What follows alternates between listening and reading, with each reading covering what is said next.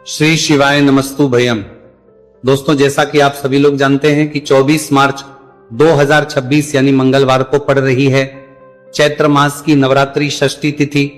और दोस्तों, ये वह तिथि है जो चैत्र मास में पड़ने वाली सबसे बड़ी तिथि है, क्योंकि ये मंगलवार के दिन पड़ रही है और इसका बहुत ही बड़ा और विशेष महत्व होता है। पूज्य गुरुजी ने कहा है कि अगर कभी भी मौका लग जाए और चैत्र महीने की षष्ठी तिथि मंगलवार को पड़ जाए तो आप लोगों को एक छुटकी काला तिल वाला उपाय तो अवश्य ही करना चाहिए। इन दोनों का संयोग बहुत ही कम आता है। इसी के साथ में गुरुजी ने अपनी शिव पुराण कथा में बताया है कि इस दिन आपको एक छुटकी काला तिल वाला उपाय तो आपको अवश्य ही करना चाहिए, क्योंकि ऐसा दिन पूरे साल में सिर्फ एक ही बार आता है। और दोस्तों, आप सभी लोग जानते हो कि मंगलवार षष्ठी तिथि का अगर सबसे बड़ा कोई उपाय है तो वह एक छुटकी काला तिल वाला उपाय है। तो दोस्तों, मंगलवार षष्ठी तिथि के दिन आप लोगों को इस एक छुटकी काला तिल वाला उपाय को जरूर करना है। बहुत सारे लोग होंगे जिन लोगों ने इस उपाय को ना किया हो, मतलब पूरा साल निकल गया, उन्होंने किसी भी दिन इस छुटकी काला तिल वाला उपाय को ना किया हो। पर दोस्तों, आपके पास एक आखिरी मौका बचा हुआ है, जो कि 24 मार्च मंगलवार षष्ठी तिथि के दिन है। इस दिन आप लोगों को इस वाले उपाय को जरूर कर लेना है। भले ही आपने पूरे महीने भर इस उपाय को ना किया हो, पर अगर आपने इस महीने के मंगलवार षष्ठी तिथि के दिन अगर इस वाले उपाय को कर लिया तो आपको इस उपाय को करने का वह फल मिलेगा जिसकी आपने कभी कल्पना भी नहीं करी होगी। इसीलिए आप लोग इस वाले उपाय को एक बार जरूर कर लेना है, ताकि आप लोगों के हाथ से यह मौका ना जा सके और आपको इस उपाय को करने का फल मिल सके। दोस्तों, यह उपाय पंडित जी ने अपनी अभी की ही श्री शिव महापुराण की कथा में बताया है। उपाय को आज हम आपको बहुत अच्छे से समझाने वाले हैं। इस वीडियो को देखने के बाद इस उपाय को समझने के लिए आपको कोई और वीडियो को देखने की जरूरत नहीं पड़ेगी। तो चलिए दोस्तों, उपाय को शुरू करते हैं। देखिए, यह इस चैत्र महीने के मंगलवार षष्ठी तिथि के दिन यह इतना खास होता है, इतना महत्वपूर्ण होता है, देखा गया है। कभी कभी बड़े बड़े पूजा पाठ अनुष्ठान से जो मनोकामना पूर्ण नहीं होते, वह चैत्र महीने की मंगलवार षष्ठी तिथि के दिन एक छोटे से उपाय करने से ही आपकी मनोकामना पूर्ण हो है। और बहुत सारे लोगों ने इस उपाय को किया भी है और उनको इस उपाय को करने का फल भी जरूर मिला है। अगर आप लोग भी इस उपाय को करना चाहते हैं तो आप इस उपाय को पहले अच्छे से समझ लेना, सुन लेना, उसके बाद करना, आपको इस उपाय का फल जरूर मिलेगा। और इस उपाय को कर लेने से आपके घर में चाहे किसी भी प्रकार की दोहक और समस्या क्यों ना चल रही हो, आपको उसका कारण भी नहीं पता है कि भाई ये समस्या किस कारण से चल रही, उसका कुछ भी कारण हो सकता है, जैसे पितृदोष हो सकता है या किसी भी तरह का मंगल दोष भी हो सकता है। तो इस दिन आप लोगों को ये वाला उपाय कर लेना है। ये एक ऐसा उपाय है जिस उपाय को अगर किसी विशेष दिन पर किया जाए तो भाई उस विशेष दिन का जो है वह तो हमें मिलता ही मिलता है, पर हमने उस दिन पर इस उपाय को किया है तो हमें उससे भी बड़ा फल मिलता है, और फल बहुत जल्दी मिलता है, क्योंकि आप इस उपाय को बहुत ही बड़े और विशेष दिन पर रहे हो। तो चलिए अब उपाय के बारे में बात करते हैं, लेकिन उससे पहले आप लोगों को यह जानना आवश्यक है कि आखिर यह उपाय किस समय करना है, किसको करना है और कैसे करना है। तो चलिए हम आगे आपको वीडियो में एक एक करके बता देते हैं। लेकिन उससे पहले अगर आप लोग हमारे चैनल पर पहली बार आए हैं या फिर मेरी आवाज आज पहली बार सुन रहे हैं तो हमारे चैनल वास्तविक जानकारी को सब्सक्राइब जरूर कर लेना, और इस वीडियो को लाइक करके कमेंट बॉक्स में श्री शिवाय नमस्तु भयम ओम नमः शिवाय जरूर टाइप कर देना। तो दोस्तों, इस एक छुटकी काला तिल वाला उपाय को हमें इस मंगलवार षष्ठी तिथि के दिन कैसे करना है, किसको करना है, किस समय करना है और कहां पर करना है, ये सारे सवालों के जवाब आपको इस वीडियो में मिल जाएंगे। और जो ये वीडियो देखेगा भाई, उसको एक छुटकी काला तिल वाला उपाय जरूर करना चाहिए, क्योंकि इस दिन काला तिल का भी बहुत ही बड़ा और विशेष महत्व होता है। और बात आ जाए एक छुटकी काला तिल वाला उपाय की, तो ये सोने पे सुहागा वाली बात हो जाती है और ये एक बहुत ही बड़ा उपाय हो जाता है इस मंगलवार षष्ठी तिथि का। तो अब दोस्तों, इस एक छुटकी काला तिल वाला उपाय को आखिर करना किसको है, सबसे पहले हम लोग वो बात जान लेते हैं। तो देखो, घर की जो बड़ी माताएं बहनें होती हैं, उन माताओं बहनों में से कोई भी एक बड़ी माता बहन इस वाले उपाय को कर सकती है। और दोस्तों, अगर आप तो अपने घर में से सभी सदस्यों को भी इस उपाय को करवा सकते हैं। अगर किसी व्यक्ति की खुद की कोई मनोकामना है, खुद की कोई दुख और परेशानी है जो कि वो अपने लिए ही करना चाहता है इस वाले उपाय को, तो वे खुद अपने लिए भी कर सकता है। बाकी अगर कोई घर में से ऐसा है जो कि अपने पूरे घर परिवार की सुख और शांति के लिए ये वाला उपाय करना चाहता है तो भाई वो भी कर सकता है, उसमें भी कोई दिक्कत वाली बात नहीं है। कहने का मतलब है कि इस उपाय को हर एक सदस्य भी कर सकता है और पूरे घर परिवार के सदस्य के लिए घर की बड़ी माताओं बहनों में से कोई एक माता बहन भी कर सकती है। माताएं बहनें अगर घर में उपस्थित ना हो या वह ये वाला उपाय ना कर पा रही हो तो फिर घर का कोई बड़ा सदस्य भी इसे छुटकी काला तिल वाला उपाय को कर सकता है, चाहे फिर वह पुरुष ही क्यों ना हो, उसमें कोई भी दिक्कत वाली बात नहीं है। उसके बाद में दोस्तों जो अगला प्रश्न निकल आता है वो ये आता है इस उपाय को लेकर कि आखिर इस उपाय को हमें किस समय करना है, सुबह के समय करना है कि शाम के समय करना है। तो देखो इस वाले उपाय को आप लोग सुबह के समय भी कर सकते हो और शाम के समय प्रदोष काल में भी कर सकते हो। अब अगर आप पूछो कि भाई सबसे उत्तम समय कौन सा रहेगा इस एक छुटकी काला तिल वाला उपाय को करने का, तो हम आपसे बस यही कहेंगे कि इस उपाय को आप सुबह के समय करेंगे तो ज्यादा बेहतर होगा। बाकी अगर प्रदोष काल शाम के समय भी करेंगे तो भी अच्छा होगा, उसमें कोई भी दिक्कत वाली बात नहीं है। तो अब दोस्तों जो अगली सबसे बड़ी और महत्वपूर्ण बात आती है वो ये आती है कि सुबह अगर हम उपाय को करेंगे तो हमें कितने बजे से लेकर कितने बजे तक के बीच में करना है, और शाम के समय प्रदोष काल में करेंगे तो हमें कितने बजे से लेकर कितने बजे के बीच में करना है। तो देखो सुबह जितनी जल्दी हो सके आप उपाय को करने की कोशिश करना कि अगर किसी कारणवश लेट भी हो जाओ, थोड़ी देर भी हो जाए तो 10 या 11 बजे तक भी आप उपाय कर लेना, पर 12 बजे से ज्यादा देरी ना हो, ठीक है, इस बात का ध्यान रखना।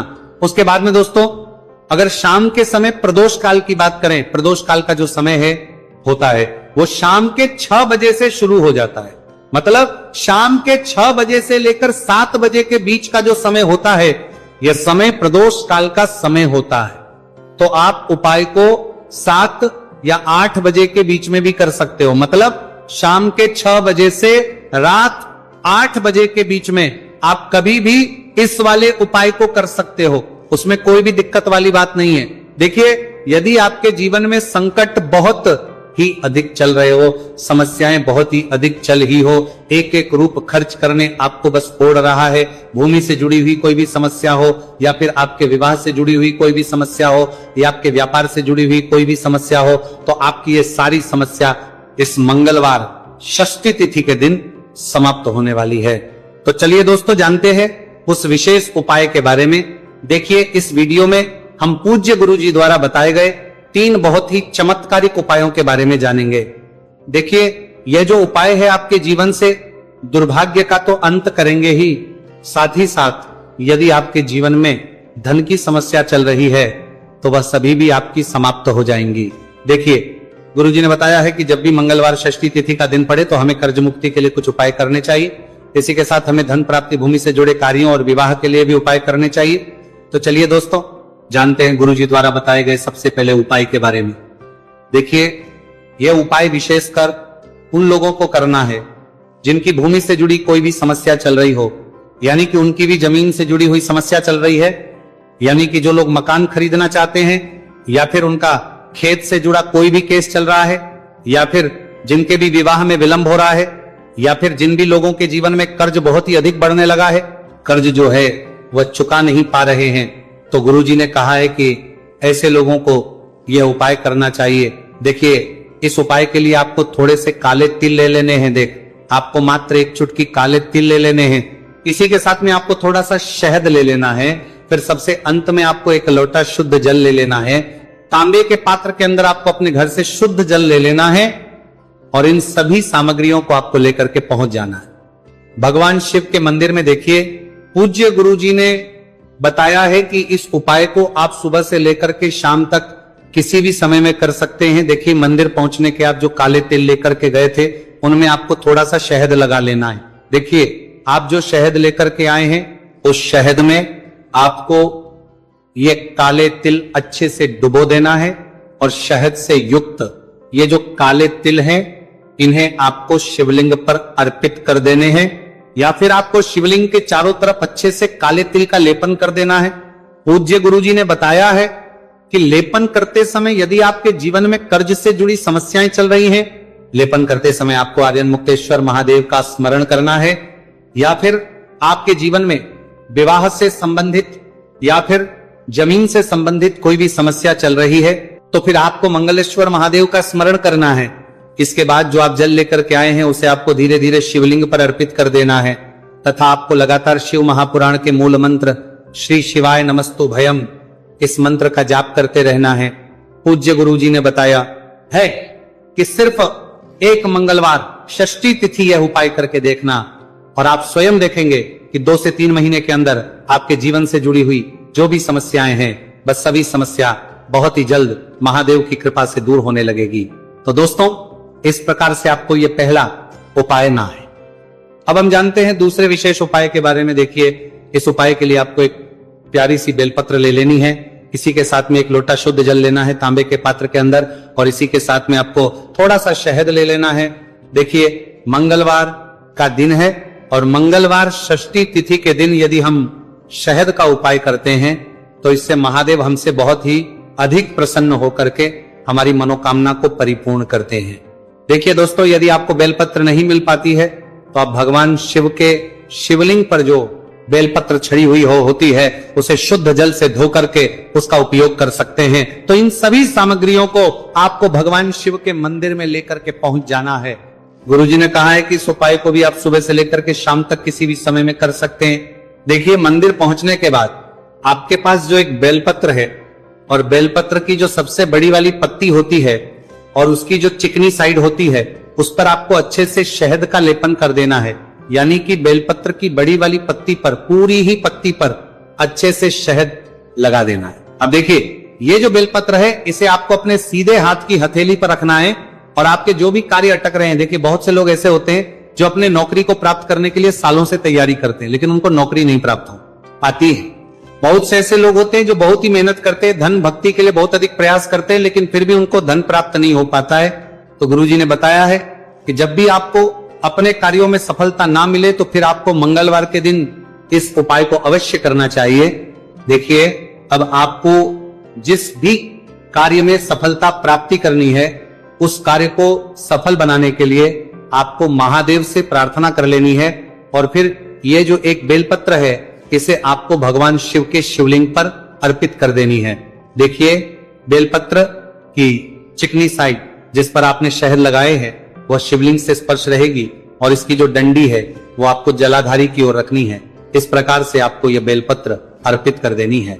अब देखिए आप जो 1 लोटा जल लेकर के आए हैं उसे आपको भगवान शिव के शिवलिंग पर धीरे धीरे अर्पित कर देना है। श्री शिवाय नमस्तु भयम इस मंत्र का जाप करते हुए देखिए जैसे ही यह जल शिवलिंग से होकर के जलाधारी की ओर बह करके आएगा तो इसे आपको थोड़ा सा अपने सीधे हाथ की हथेली में झेल लेना है। इस जल को आपको अपनी दोनों आंखों पर लगा लेना है और इस जल का थोड़ा सा छिड़काव आपको अपने शरीर पर कर लेना है।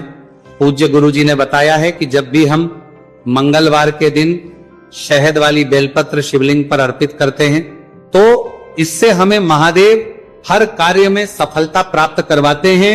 यदि हमें अपनी मेहनत करने के बावजूद भी पर्याप्त मात्रा में सफलता नहीं मिल पा रही है तो गुरुजी ने कहा है कि आपको मंगलवार षष्ठी तिथि के दिन यह चमत्कारिक उपाय अवश्य ही कर लेना है।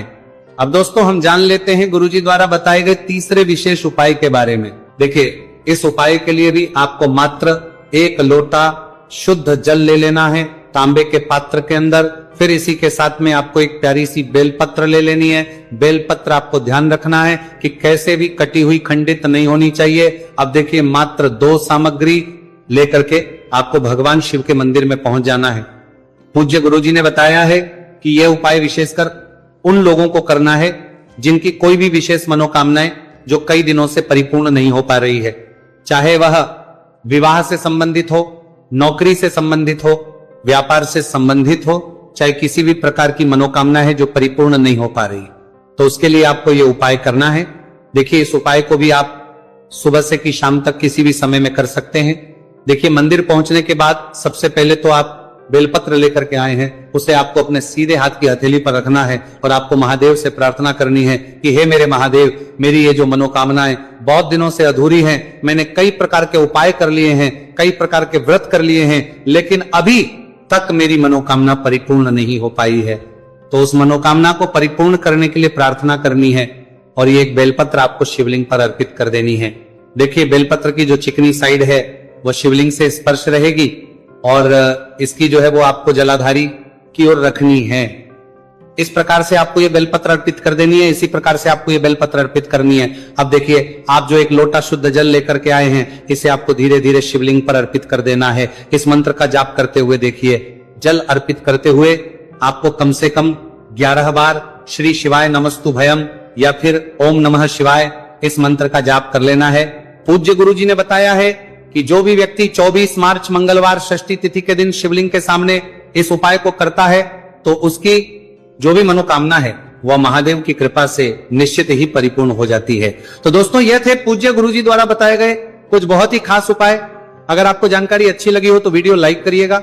मिलते हैं फिर एक नई वीडियो के साथ। श्री शिवाय नमस्तु भयम।